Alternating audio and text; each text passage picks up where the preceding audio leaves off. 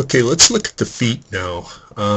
You've got the right foot pointed straight ahead, okay, and there's a little bit of inconsistency, but that's okay. What I really want to point out here is what happens when you go up in the air. This is the mechanics of the shot, of the jump shot, that honestly have evolved on their own. This is the kind of stuff that has gotten away from feet square to the basket and all of that. This is what happens in the air right here. So you saw where you started, but now let's erase those lines. Let's look where you land. All right.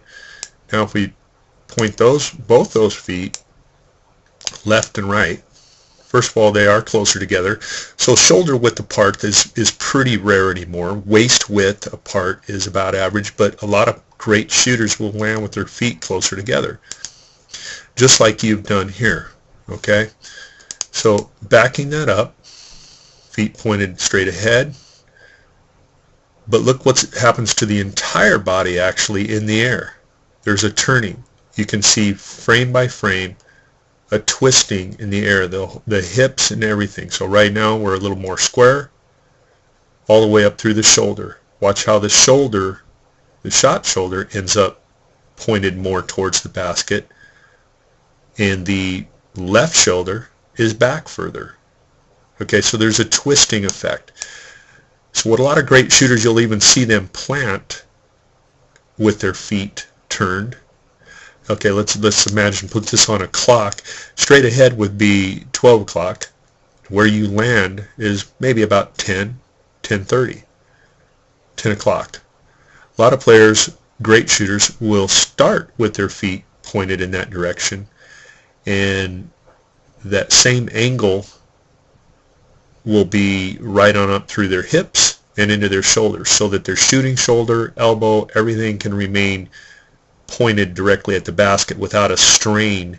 The body just wants to be this way, and when you look at shooter after shooter after shooter, all the great shooters, every last one of them, feet will be angled. If they're a right-hand shooter, feet will be pointed to the left, and generally their entire body will be in this position here, like you are, upon the release of the basketball.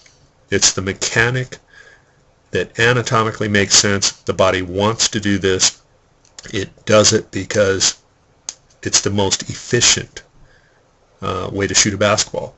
So that gets away from what the old school, a lot of what I say, and I was even guilty of it years ago, square, feet square, pointed at the basket. You'll even hear pros talk about it.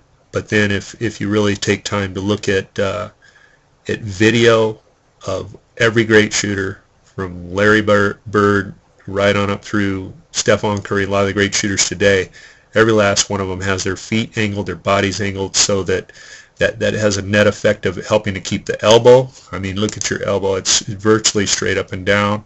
It's in alignment. Slight angle, that's okay.